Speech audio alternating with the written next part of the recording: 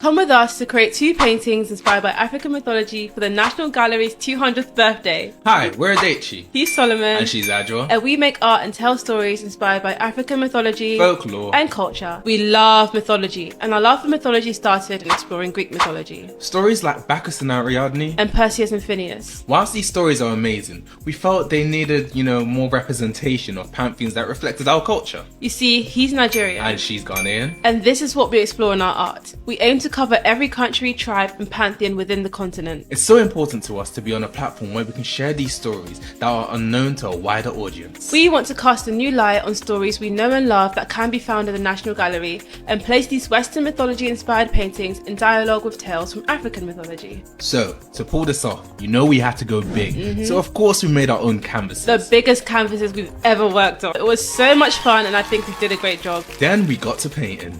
We're bringing to life the story of Mahdi and Sia, which would parallel Titian's Bacchus and Ariadne.